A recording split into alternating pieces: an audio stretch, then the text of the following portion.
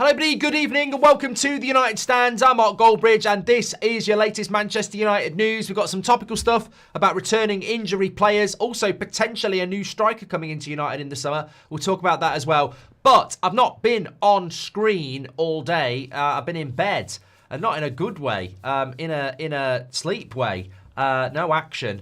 And, you know, in between that, I have been on social media a lot. And I think there are some fantastic conversations around United going on at the moment that I want to get into tonight. So get your comments in.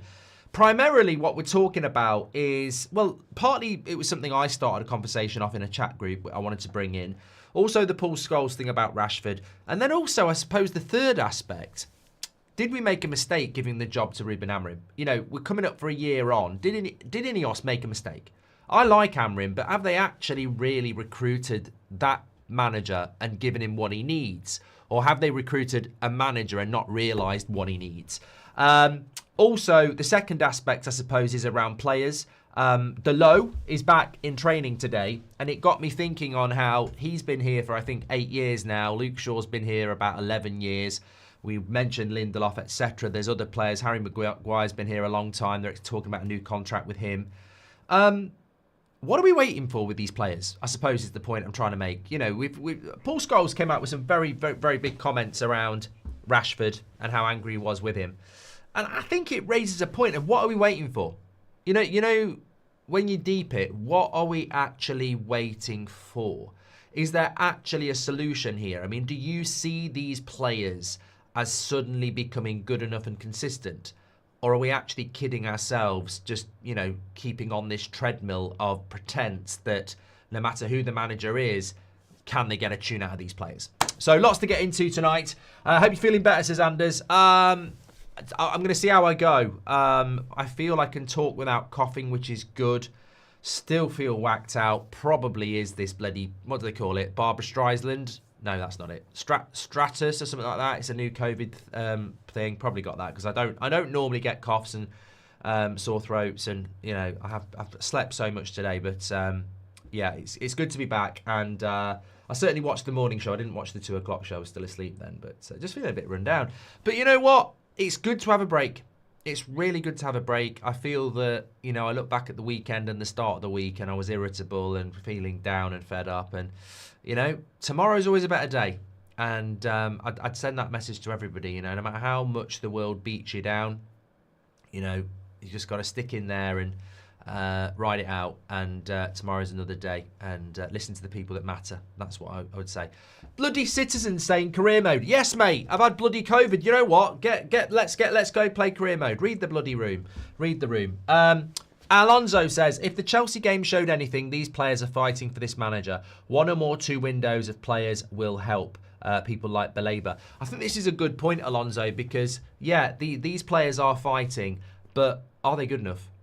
You know, are they actually good enough? When you go through this team, are these players good enough? I look at Liverpool, I look at Arsenal, Man City, Newcastle even, and I go, man for man, have we got a better goalkeeper? No. Have we got a better right back? Probably not.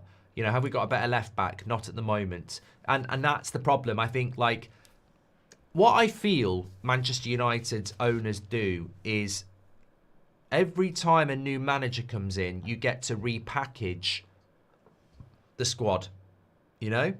And I think that is such a relevant point because do I think Amorim was a good appointment from INEOS? I'm not going to skirt this around. I want to say at the start, you know. In fact, we will do a poll on this, but let me just say, do I think INEOS was a good Amorim was a good appointment by INEOS? Yes, but no. I don't think they've displayed any obvious signs of clarity around what they actually were recruiting. We have never played a 4-3-3. We've never played a 3-4-3 in our history, as far as I know. And we've always been a 4-3-3 team, and we have a squad that's a 4-3-3 team. So to see a manager like that come in was very exciting. But I've seen nothing in the last sort of 12 months that has shown me that we were prepared for that. We had structures in place before or afterwards. or that we've even got structures in place now. I don't know. I suppose the reason I'm a little bit hesitant is that if you've given the job to Thomas Frank and you don't buy him a midfielder, he's gonna struggle. Amorim's record at United isn't great, but considering he doesn't have a squad for his formation, it's probably better than we would think. My point is, if they'd given the job to Thomas Frank, who can play a 4-3-3, would we be in a better position? Would we have won more games? Yes. Would we be in a better position now? Probably.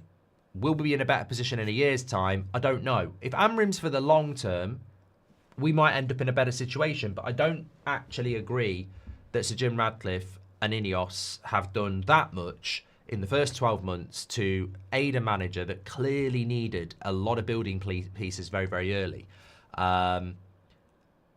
We don't know what the alternative was, but I would have assumed that the ownership and recruiters knew what they were getting. I've said it a few times, and I don't know what your thoughts are.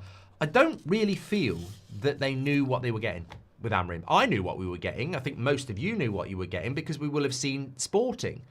I think United went, we're getting a hipster manager. Everything will be fine. Repackaging again, basically. You know, Mainoo gets sacked. It's the same players for Ollie to repackage. Ollie gets sacked. It's the same players for Ten Hag to repackage, and it goes on and on and on.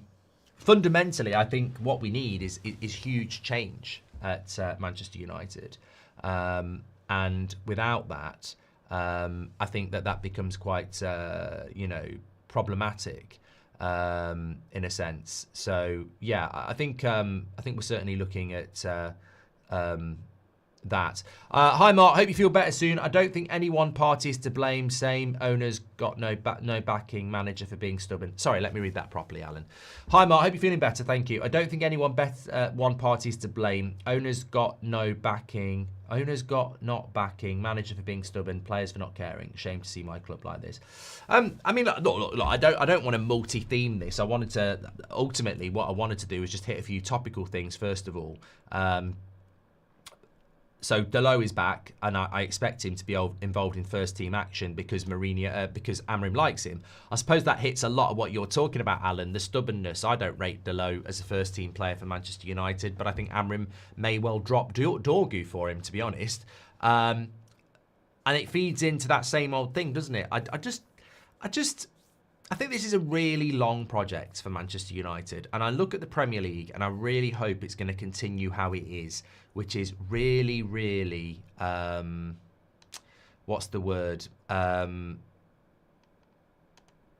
over the place. Because I think that chaos feeds into what we probably want and need at United. We need a chaotic Premier League so that if we lose one, win two, lose two, win one, we'll be around 5th place.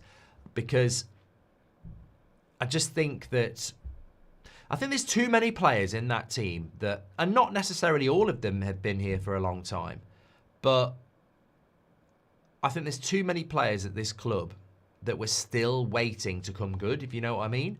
And look, you can name some names for me and I'll answer what my honest thought is, but I think that whether it's younger players, established players, players that have been here for a long time, players that have been here for a short time, you know, if you look at Rasmus, I was a big fan of Rasmus, but after 2 years, you're hoping he's going to come good still. And is 2 years too long? Yeah. You know, look at Mason Mount. You know, after 2 years, we're hoping he can stay fit and then play football for Man United. So it's not just the longer-term players. It's not just the Delots and the Luke Shaws. It's also some of the players that have been here. We have this worrying trend where, and I suppose that's what Paul Scholes was sort of alluding to as well, whereby we just don't have enough good players at Man United. I think fundamentally that's what it comes down to. And I do sometimes, you know, when you have a little bit of a break and you come back after a win against Chelsea and you have a little bit of a break like I have today, and I'm reading around and I'm not, you know, down in the thick of it, I sort of go, I don't really know what our pathway is. You know, I don't really know what the plan is. And I think sometimes you're so lost in it and you're talking about this player and you're talking about that tactic and you're talking about that result. I think sometimes taking a break and looking at it, you sort of like go, things are nowhere near as bad as some people want to say they are. But I also don't see what the positivity path is as well. Like, I'd love to know, like, what people think this season is in its best incarnation. Like, I mean, do some people actually think we might win the league? Like, I don't think many people would, but there might be. You know, does some people actually think if we win 3 games in a row, we might be able to start a title challenge? Do some people think that we can get top 4? Do some people think that, you know, 5th place is achievable or a fantasy? So I think that's sort of the way I'm looking at it. And I'm going, you know what? I say this, and it's sparked by Dalot coming back. Like, Dalot's back from injury, and I didn't know how to feel. I didn't know whether to be excited or not depressed. That's ridiculous. Or just go like this, you know? And I think that a player like that coming back is always a good thing. And I remember like watching United in the 90s and the noughties, and you had people like Nicky Butt, Phil Neville, John O'Shea, Wes Brown, who I'd never put them really in my best United 11, but they were certainly players that, you know, you welcomed back because they would play games and they would, you know, they'd be on the bench and stuff like that. So if you're talking about Dalot in that sense, that's a positive. But it did spark that thought in my mind of how... And I don't think the conversation happens enough because I don't think people want to have it. I certainly don't think mainstream media wants to have it. I certainly don't think Ruben Amorim wants to have it. I don't even know if many of us want to have it. But in their very... If I said to you, in their very best... And I can't believe I'm using incarnation twice. But in their very best consistent form, where does this team finish? So they play well every week. They play like to the best of their ability every week. Bienda, Mazraoui, Yoro, De Ligt, Luke Shaw, Dorgu, Bruno, Ugarte, Cunha, Mbeumo, Sesko. In their very best form, week in, week out. And I'm not talking like, you know, world class. I'm just saying they're consistent. I would say they'd fight for 5th. Yeah, I'd say they would fight for 5th. You know, there's some good quality in the front 3, and Mbeumo and Cunha and Sesko. Bruno's not a midfielder, but if you're telling me he's going to play well every week, okay.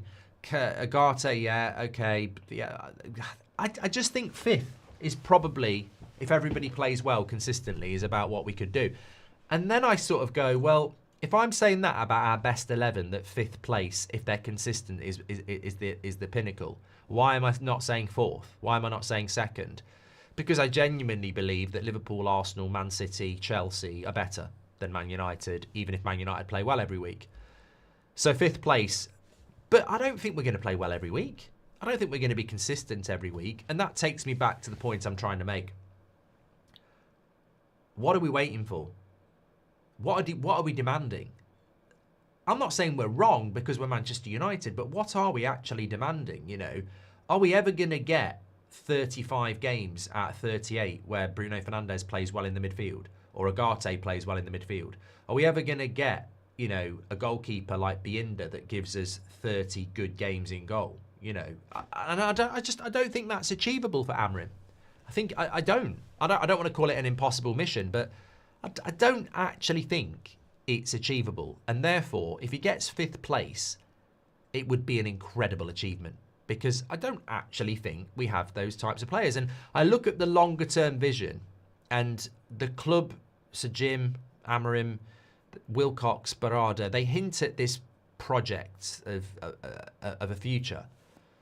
But do they genuinely sit there and include people like Dalot, Luke Shaw, Harry Maguire, Bruno Fernandes in the midfield, Bienda, whoever? Are those players that they think are part of this future, or is it an actual clear out? I don't know.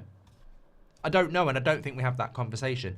I think we drift from one drama to another, and if we win, it's a handbrake, and if we lose, it's full steam ahead on we need change.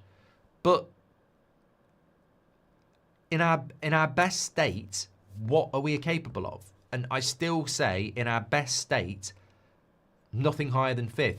So where are these players coming from that take United back to the top? Because I think there's a lot of conversation about United going back to the top. A little less conversation, a little more action, please. Like, when are you going to bring these in? Skippy says 100% agree. 5th if they all play to their best. Not Beth. Skippy, thank you very much. I'd love to sign Gehi as well. As well as a midfielder and a goalkeeper, says Skippy. I don't think. Funnily enough, James has just gifted 5 memberships, by the way. I genuinely don't think that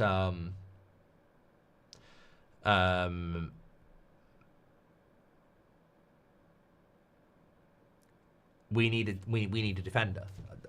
I think if I could buy 5 players for this team, and I think we do need 5 players, it would be 2 midfielders.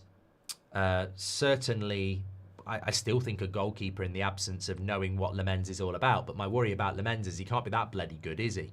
He can't be that good if you're not. I had this. I had this conversation with myself this afternoon. I've been doing a lot of thinking this afternoon about United and stuff. So, if I've got Binder in goal and he's cost me goals against Arsenal and he's cost me points, and I'm still picking him in September, I'm a prat. I'm sorry, I'm a prat. Because what am I waiting for? He's already cost me points, And let's not forget, it wasn't just the points against Fulham. Arsenal. Fulham, he was a bloody nightmare under corners as well. So I'm still picking this goalkeeper that's a liability, yeah? I buy Lammens and I don't start him. Now, you might get some people going, oh, well, he's got to be given time to adjust and, he's got to acclimatise, he's not on holiday, with sun cream on, getting used to the sun. This is like, Amorim's got no time. My point being, if we'd bought Martinez, he'd have been in goal for the Manchester derby the same way Donnarumma was in goal for Manchester City instead of Trafford. Pep Guardiola didn't buy Donnarumma and James Trafford played quite well in the last game for Man City before the international break. I know he made mistakes in the Spurs game, but he played quite well in their last game, I think, against Brighton. But Donnarumma comes in, Trafford gets dropped because Donnarumma's better than Trafford. There's no talk about adjustment or, let's give him a little bit of time, straight into the team. Man United buy Lammens, and he's sat on the bench for Binder, who isn't very good. So that's the backstory to about what I'm about to say. Based on what we've seen so far, there's only 2 scenarios. 1, Amorim thinks Binder's better than Lammens. Or 2, he actually is silly enough to give Lammens time to settle when he's a manager under pressure. What I'm saying is, if Lammens is better than Binder, you would pick him because you're under pressure and he's a better goalkeeper. So, based on what we're seeing, Lammens is not better than Binder in the eyes of Amorim. Because, as we know, Amorim will pick what he thinks is better. Nathan Stern says, the MSN forgot, the mainstream media forget, Amorim has been at the club for less than a year. He needs to learn from mistakes and make the team better with the players, says Nathan. Mark says, the guy from Portugal said he tears teams down and rebuilds them over 2 to 3 years and then wins. He has worse conditions with us to do it, though. Patience, says Mark. Look, patience won't exist at Manchester United, but I believe that I believe that it always comes back to ownership. I look at Liverpool, I look at Chelsea, I look at Newcastle, I look at Arsenal, and there is a determination to succeed in a very short period of time. Man United will never have a summer like Arsenal just had. We will never have a summer where we need a midfielder and a striker, but then we buy a backup goalkeeper, 2 backup defenders, another midfielder, 2 wingers. We would never do that. We would have stopped at Gyökeres and Zubimendi, and we would have gone, there's the shirts, new kits are out, get buy-in. We wouldn't then go and buy Eze and Madueke and Norgard and Hincapié and Kepa. Did they buy another defender as well? Like, we're never going to see a summer like that at Man United where you go above and beyond. We know Chelsea go above and beyond. We know Man City go above and beyond. We know Arsenal now go above and beyond. And we know Liverpool do as well. We don't have the ambition, says Reagan. Exactly. So when I look at Manchester United, I look at the problems and I look at we need patience, I probably look at people who aren't patient and say they're right in the wrong way. We do need patience at Manchester United. But I would also say, let's sack Amorim tomorrow. Let's give the job to Xavi and let's see how long it takes for us to be Xavi out. Guaranteed. Because patience doesn't exist, but also patience is a waste of time. Because patience is only relevant if you're building the blocks to make fans be patient. I don't think you can scream patience when they're not building the blocks. And I think that you'd have got a lot more patience out of this Man United fan base if you'd bought Martinez and Baleba this summer than not buying a midfielder and bringing in a young backup to be Binder. So whose fault is that? Well, by association, Amorim, but more importantly, by association, the owners make the decisions. So I agree. Maybe this is a bit controversial. I agree we need patience at Manchester United for the manager. He definitely needs 3 years. But the counterpoint to that is, what's the point? Why does he need patience? Is that patience being matched by, ambition? They didn't even buy him a midfielder, So if I'd said it's going to take 3 years, I'd say it takes 4 now, because where's the bloody midfielder? You've just lost a bit of time there. So I think it always comes down to repackaging, changing the manager, and the owners. 100% always comes down to the owners, and I don't think. I find it very, very comforting that, like, 2 weeks from the end of the transfer window, you had even people like Gary Neville, for example, saying Man United need an experienced goalkeeper and a midfielder. They're non-negotiables. They've got to get those two. Didn't get either. And we know that Gary Neville's interviewed to Jim Radcliffe, and probably has a good relationship with them. I don't know. But when somebody like that is saying Man United need an experienced goalkeeper and a midfielder, and that's basically the first or second weekend of the season, well, where are they? Where were they? Why haven't we got them, Get your comments in. Good to see you back, says Marlowe. Mainoo looks truly miserable at the moment. You like to post on... I don't know what that was all about, actually. Somebody messaged me today to say Mainoo hates you. And I was like, why? He says he's just like to post on Instagram. I thought, I haven't posted on Instagram. So I go on Instagram, and yesterday I'd done a career mode. Check it out on my YouTube channel. Done career mode. And I can simultaneously stream to YouTube and Twitch. So I've finished the career mode. I've closed it on YouTube. I've closed it on OBS. But then there's another button you have to close, which I wasn't aware about, for Twitch.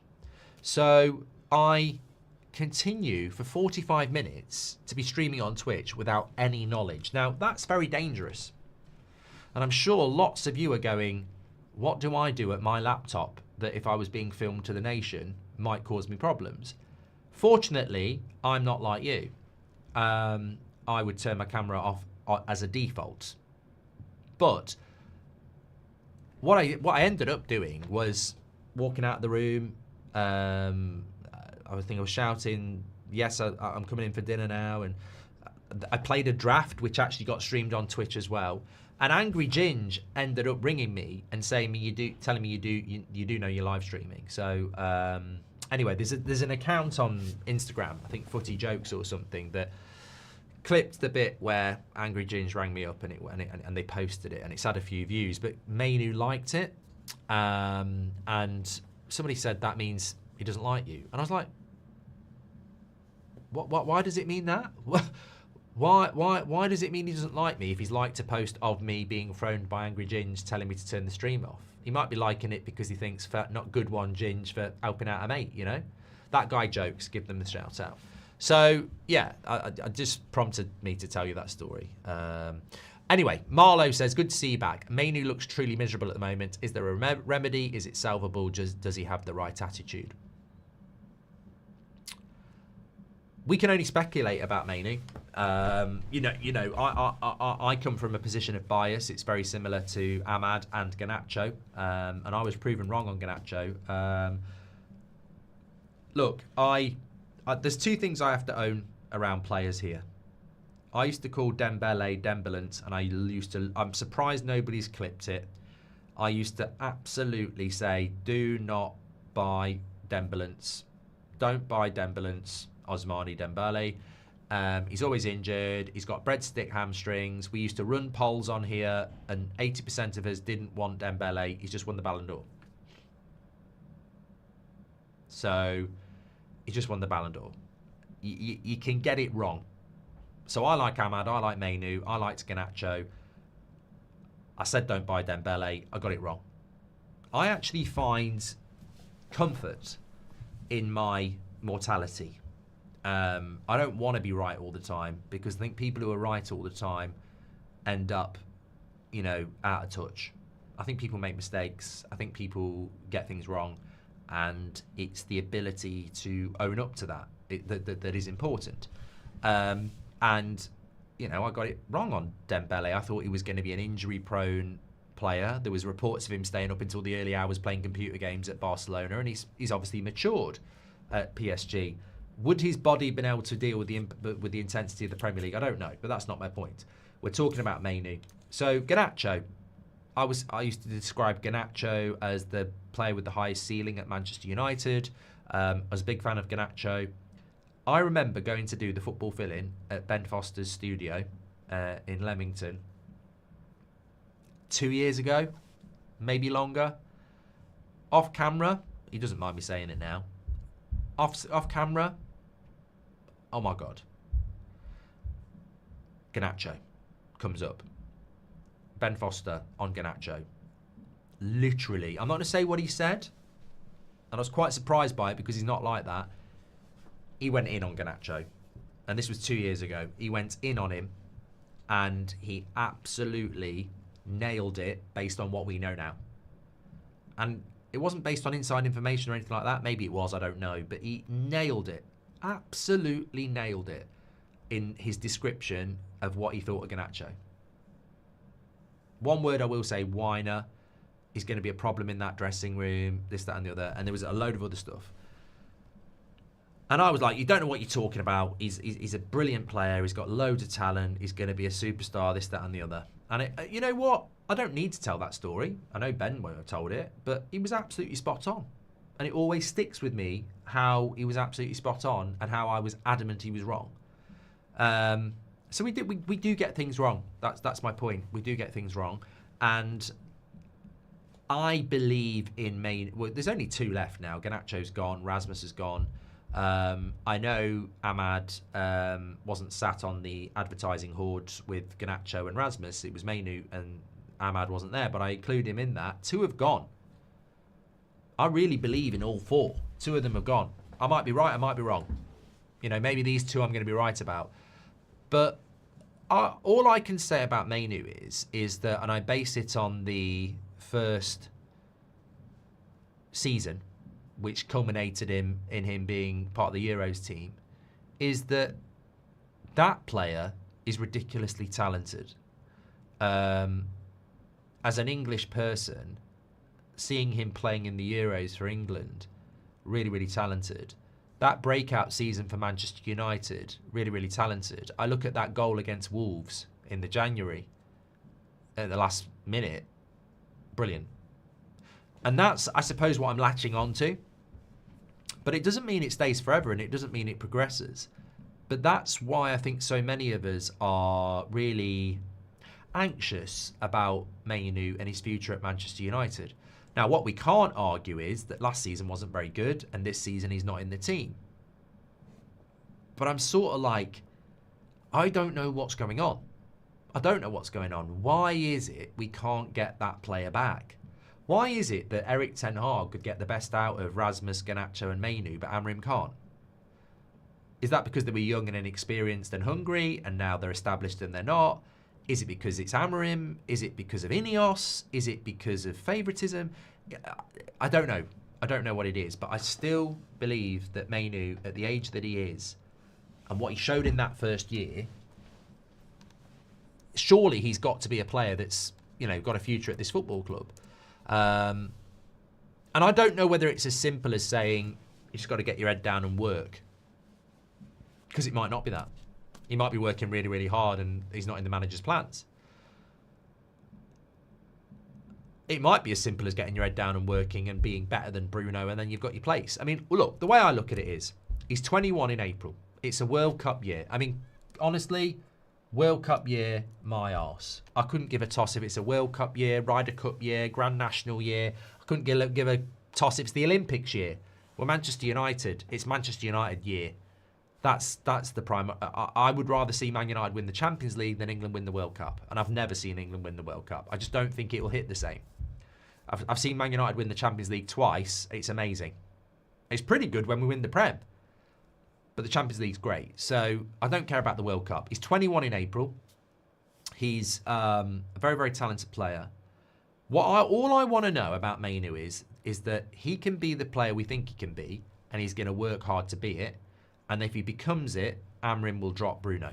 That's all I need to know.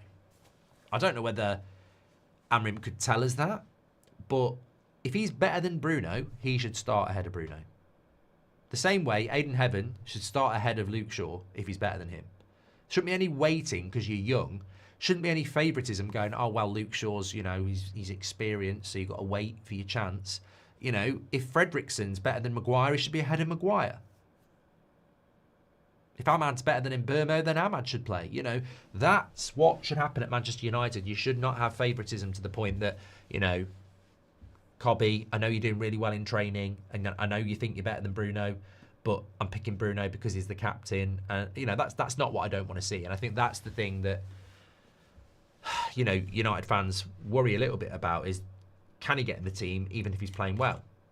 Because that would be a problem. On the flip side, maybe he doesn't like Amorim. I don't know. I actually don't know. I don't know. Good question. Given the first batch of players Amorim removed, if you had to guess, who are the next 5 players you'd say Amorim is thinking about moving on? Definitely Casemiro. Possibly Ugarte. Xerxes.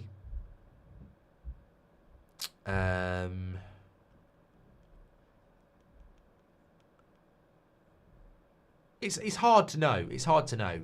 I might be wrong on that. It's hard to know what he's looking to do. But I'd say those 3 would be 3. The 5 players I would move on if I was... Well, we can all play this game. If you were allowed to get rid of 5 players, and I'll read some of these comments out. If you were allowed to get rid of 5 players now, next summer or whatever, who would be the next 5 players you'd get rid of next? Yeah, okay. That wasn't too hard, was it? I would say... one of the fullbacks has got to go, because if I keep Delo and Mazraoui, I can't bring somebody in, and I need to bring somebody in. So Delo. I need to bring another centre back in. So Luke Shaw. I definitely need another midfielder. In fact, I need 2. So yeah, Casemiro. But I want 2 midfielders. So Casemiro. I think I would get rid of Xerxes. Begrudgingly, but I'm ruthless. I'd get rid of Xerxes because I just don't know what the point in Xerxes is now. Xerxes, for me, plays in one of the number 10 positions, not as a bloody striker. So Xerxes is a backup striker. I don't get that. So I think I'd have to let him go. And Bruno. Yeah, Bruno. I'd let Bruno go because that's going to give me a lot of money. Can I keep going, though? Because there are more I would get rid of. If Mason Mount can't stay fit, he can go. I think that Binder can go as well. If Ugarte doesn't have a good season, he can go. Yeah, I think that's where I'd sort of be with it. Yeah, I think potentially we need to get rid of another 7 to 10 players, and that's right. You know, obviously I'm probably not going to do that in 12 months, maybe in the next 24 months. But I think we need to get rid of 7 to 10 players, which means we need to bring in another 5 to 8 players, and I think that's about right. I think United. I look at United in phases. I think the pinnacle of what we can achieve if everything goes well is 5th at the moment. You can't go into next season and go 5th again, so I've got to buy. So next season I'd be looking at top 4, and then the season after that I'd be looking at a title race. So we need major expenditure next summer and the summer after that. If this team miraculously finished 5th, it wouldn't make me go, we're going to do it again next year. It would make me go, we've pulled off a bloody miracle. Now let's build on it. The club would probably go, you pulled off a miracle, now go and win the league with this team. You know? Skippy's actually listed some. He says Mount, Shaw, Maguire, Casemiro, and Agate. DV says, what up with Xerxes and right wing back in winter possible? I like Xerxes. I don't really know. Let me just run a poll here because I don't really. There's so much to discuss, isn't there? And you know, that's why I like the 8 o'clock show. But I don't really know what the temperature is around Xerxes at the moment. So would you sell Xerxes? I mean, 55% of you would let Ahmad go last night, which really surprised me. Emmanuel, thank you very much for the super chat. Visco says, given the first batch of players Amorim removed, if you had to guess who are the next 5 players you'd say Amorim is thinking about moving on, that was Visco. Do you think the players will play better once Martinez comes back, says Ruben? I think...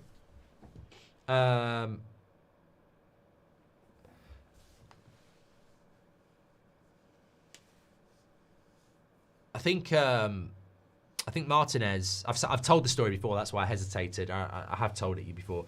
I remember when I had that interview with Rasmus, and he was saying how important Martinez is to the team because of his ability to step into the midfield, and that was when we played a 4-3-3. So imagine what he's going to be like in a 3-4-3. The thing about Martinez is I think he's really important to the team. But I am very worried about him.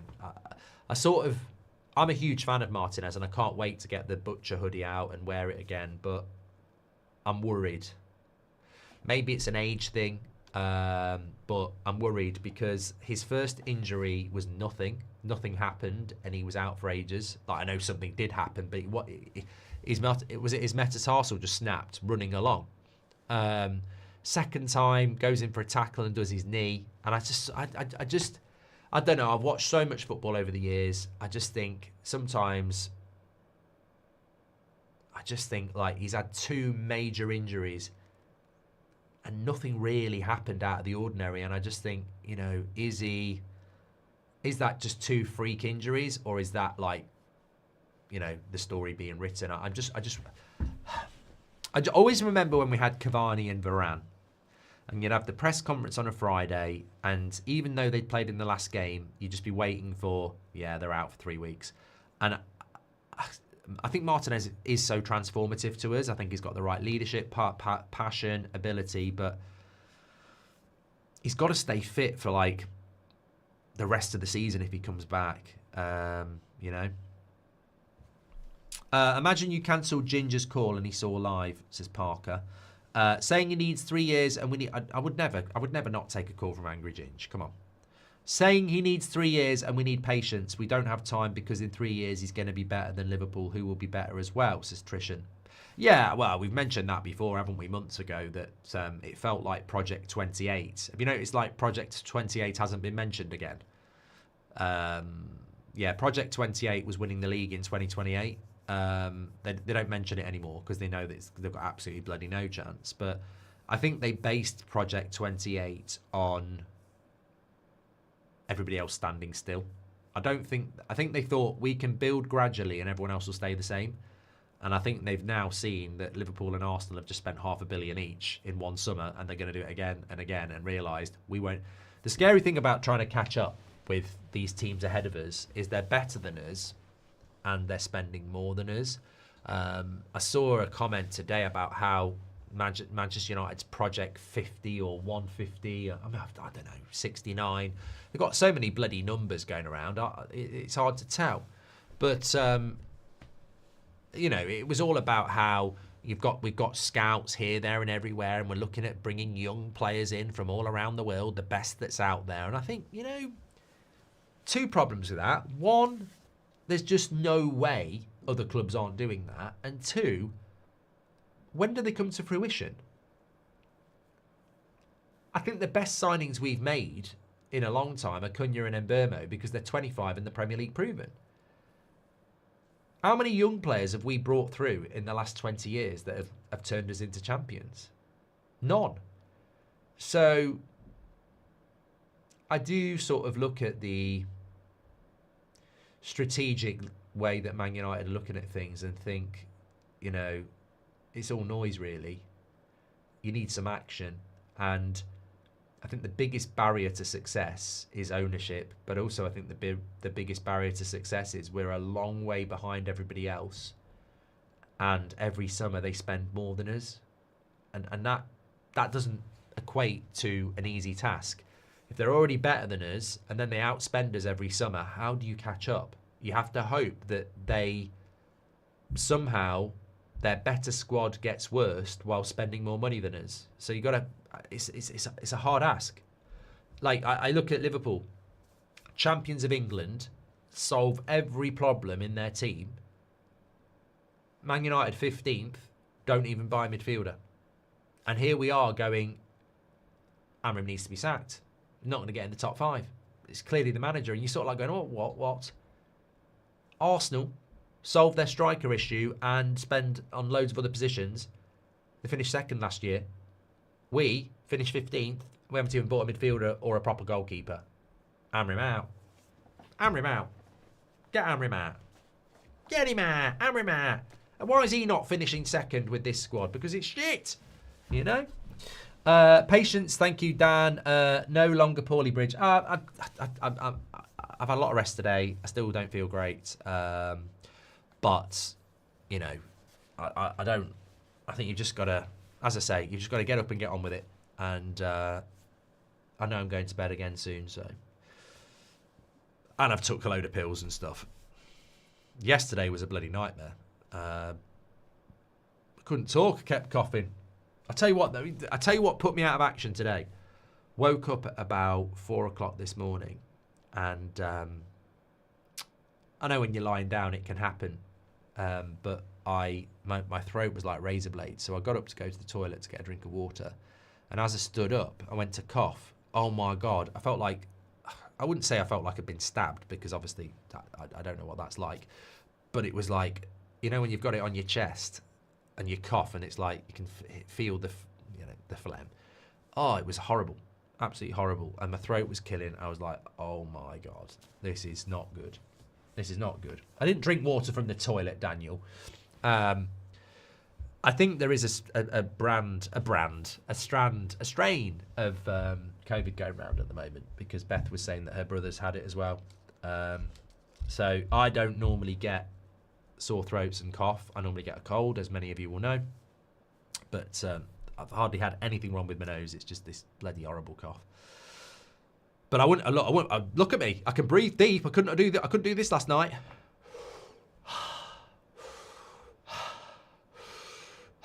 I'd been passing out coughing last night. Alan Miller says, buying a keeper that is a future prospect when we're desperate for a keeper right now is laughable, and all of our rivals are in better positions than us. How can we close the gap without Champions League revenues? Alan, you got Raya at Arsenal. You got Alisson and Marmot, whatever his name is, at Liverpool. You've got Trafford, who is experienced. He's had a year in the Prem. And Donnarumma at Man City. You've got Pope and Ramsdale at Newcastle. You've got Emi Martinez at Aston Villa. You've got Vicario at Spurs. And, I mean, Chelsea, okay, benefited us at the weekend. But look at what happened there. Chelsea are probably the only traditional top 6 club that haven't got an experienced goalkeeper with us. It is embarrassing that we didn't do anything about it, and it's even more embarrassing that we didn't do anything until the final day. Thank you, Alan, for your super chat. Default 66 says, Mark, since INEOS came in, we've spent 620 million. That's the second most in world football behind Chelsea. What's a good reason we can't finish 5th? I'll give you a good reason. I'll give you a very good reason. I don't know whether they have spent £620 million, because I don't know how they've managed to do that, considering we spent less than £200 million this summer, and there's no way that Ten Hag got 420. So I don't think you're quite right there. I'd say it's more £500 million. But I will answer the question anyway. Let's pretend it is 620 million. Why are we not able to finish in the top 5? Because when Ruben Amorim took the job last November, and we spoke about aspirations and what was needed, I specifically remember doing a show saying, how much money do you think this squad in its current form needs spending on it for Man United to be a top club in England. And the vast majority said closer to £1 billion than £500 million. So I would say to you, default 66. I would delete any amount of that money that was spent on Ten Hag. I would total up what's been spent on Amorim, and I think it's around 200 million. And I would say that's not even half the minimum you all said needed in November last year. I think for Man United to be a top 4 club, from what Amorim took over, definitely agree between £500 million and £1 billion. He's had 200 million. So when people, and the media do this, I don't blame default 66, the media do this. They do say, Amorim's had 200 million, why can't he get in the top 5? United fans should be saying, because when he got the job, he's a 3-4-3 coach with a crap team that can't even play 4-3-3. £200 million was never going to be enough. Double it. In fact, double it and double it again. Then we'll talk. And that, what annoys me about when people say he's had £200 million, it's like that is relevant. Like that, anybody with a brain would say United need £500 million to £1 billion on spending on them. But as soon as a manager gets 200 million, it's suddenly enough. It's like, listen to what you said in the first place. Take a loan, spend $1 billion, forget Peruls, says Aaron G. Thank you, Marlo. 1 Inch Wonder says, given the current state of the club culture at our club, if Amorim gets us into any European competition next year via the league, it's a huge achievement, in my opinion. I really don't want to be in the bloody Conference League, though. I really don't want to be in the Conference League at all. I think I might have shouted her out, but Gems has gifted 5 memberships. What a legend. Thank you, Gems. One of our moderators there. Stephen Barnum says, I just wish that the manager would play the best players we have in their best positions. If we did, we'd back him. Look, I think what you're alluding to there is the midfield. Look, nobody's perfect, and God, no Man United manager's been perfect since Sir Alex. We know that. I think there's so much to like about Amorim, but he has got little intricacies that frustrate. I said on the weekend, I'm not going to lie, I'm starting to run out of patience with him. That doesn't mean I'm close to being Amorim out, but he does frustrate me. You know, it's like, you know, I'm sure we can all think of people that we know and like and love who do things that frustrate us. And Amorim does frustrate me, but I do agree with you that, you know, he would have a lot more patience if he didn't play Bruno in the midfield and played him as a number 10. Because if he played Mainoo and Agate and they weren't very good, the fan base would go, that's because they didn't buy him a midfielder. Because we all know he wanted a midfielder.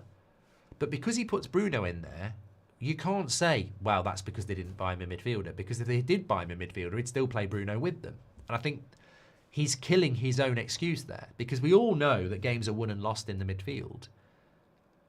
But he puts Bruno in the midfield, so you can't be sympathetic about not getting a midfielder. God, I want to be.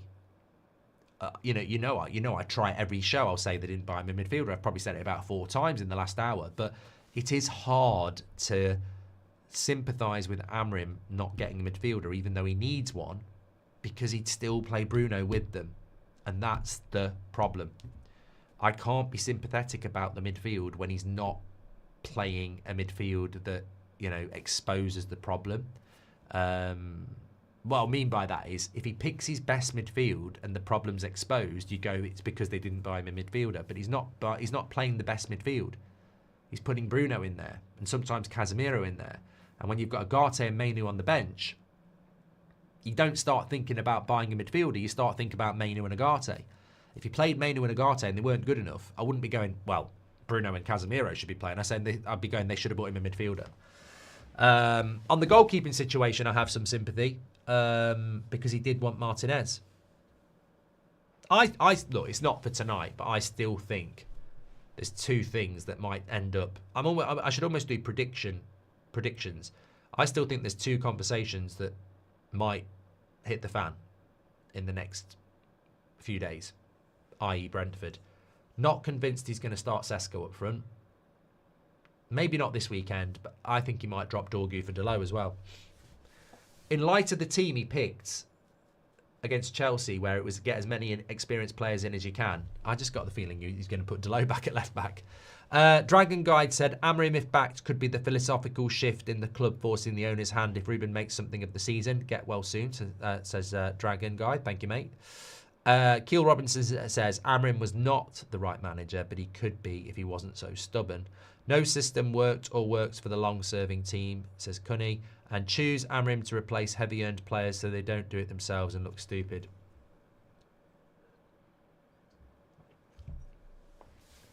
There's no doubt in my mind that Amorim was the ammunition to remove Rashford. It's been well known for a long time that when INEOS came in, they looked at the biggest earners and said, get rid of them. Casemiro, they've been trying to get rid of for 2 years. Well, 18 months. Rashford was gone straight away. Sancho, they've been relentless in trying to get rid of him. Now, considering Sancho never played under Amorim, people forget that. Now, of course, we're right to get rid of Sancho, but remember, Sancho was put in the bomb squad, but he never even had a training session with Amorim. There was never any crossover at all. So, he's a big earner. And we're right to get rid of Sancho, of course. But yeah, I mean, look, I think INEOS came in and went, we need to get rid of these big earners. JB said, but look, you know, go back to Bruno again. Bruno was on 240 grand a week when INEOS came in. First thing they did is give him 300 grand a week. Did you hear Amorim's last interview? He knows the results to win more important this year than the performance to fix win ratio, so then he can transfer United, says JB. Yes, it might not be pretty. As I said, he might just go for... I wouldn't be surprised against Brentford if his front three is Mount, Mbeumo and Cunha with Sesko on the bench, which again feeds into what JB's saying about results over performance. Do we believe in the project, says Jacob, is a better question. Do you believe in the project? Do I believe in the project? I don't know what the project is. I don't know what the project is at the moment. I know what Sporting's 3-4-3 was. It's nothing like what we're doing. I know what the aim was under Sir Alex Ferguson. It was to win the league every year, and second place was a failure. That's definitely not what it is now. So it's hard to... I think we all have our own aspirations personally, and that sets our standards, but the club refuse to tell us what the standards actually are. Emily Derry says, I want Amorim to be the guy, but I'm not sure if he is, but I worry that this will end up in tears because the plan is half-baked at a senior level. I think it always goes back to the top, Emily. Richard Whiting, welcome to Members Club. Thank you very much. Appreciate that. Jose manager and Amorim assistant. Is it Benfica now, one inch wonder? Should we be worried about Amorim's ability to develop youth? Seems to prefer experience in team selection and transfer targets, mainly frozen out, and no academy players have a path to the first team, says Shane. I read something today, actually. I will mention it. Somebody said today, maybe the reason we didn't let Mainoo go on loan or Fredrickson go on loan is because we need to keep a young player on the bench to keep the record going. I thought that's really scary, isn't it, if we're just keeping the record going for that. Because when you think about it, Fredrickson would be better on loan anyway. We haven't got any Carabao Cup games and we haven't got any European games, so where's he going to get any minutes? Surely he'd be better on loan. There isn't... We were talking about this with Xerxes last night. There are no minutes for these players. We're playing one game a week and they're cup finals. Every game you've got to win. So you can't play Sunderland in 2 weeks and go, wow, we've got Bayern Munich in the Champions League on Wednesday. Let's mix it up a little bit for fresh legs. You can't. Every game... There's no excuse. If I see a team against Sunderland that's got Xerxes in it and, I don't know, I'm trying to think, you know. But you know what I mean? Rotation's not really there. Evening, Mark. Hope you're feeling better. If Amorim gets Champions League this season, he deserves an apology from the mainstream. Much love, says Sam. It deserves a bloody medal. We won't get better if United continue to go after players and coaches with no Premier League experience and then wonder why they struggle in the Prem, says Carlos. Is the daddy long legs still getting you sick, says V. It is around somewhere. I saw it flying around. I don't know how long they live for. We have been here before. Do we really want the same cycle of sacking the manager again, says Shivim? And Emmanuel says, look, Mark, INEOS are clueless. I remember a brief that came out from the club when Amorim came in saying they want to stop the cycle of player turnover. Clueless lot. I don't know why we had any faith. And Arch Rain says, I think Amorim knows that Mainoo would be better in the midfield instead of Bruno. He also knows the backlash he would get for benching Bruno from the media, especially if Mainoo makes any mistakes. But with all due respect, screw the media. I don't think the fans would give a shit. I really, really don't. Would you sell Xerxes? Yes, 44%. No, 57%. Would I sell Xerxes? No, because I think, as I said last night, squad depth is really important when you get injuries. But I think if he knocked on the door in January and I'm not giving him any game time, I can't really say no. So I'd phrase it like that. Right, I've done okay tonight. I've done a good 50 minutes there. The throat's starting to hurt a little bit. I'm just managing my way back at the moment, so bear with me. Obviously, I'm looking more towards the weekend and a watch along and stuff. I just wouldn't be able to do a watch along at the moment, so I'm just sort of taking it steady. And you know, as much as I find it really difficult, it's probably the best thing I did today was to take a break. So bear with me with that. Obviously, Beth did a great job. Terry was waiting in the wings if I needed him as well. So, and also it's good to get different opinions. Of course it is. And, you know, we're a community, and I know it's important to people that we are live when we say we're going to be live, because it's bigger than that as well. So thank you everybody for tuning in. Really appreciate it. Make sure you smash a like on the video. And we'll be back at 10 o'clock tomorrow morning, 10, 2 and 8. And yeah, remember we've got a game coming up on Saturday as well. Saturday lunchtime. So it's all coming around very, very quickly. Stay safe. I'll speak to you in a bit. Take care.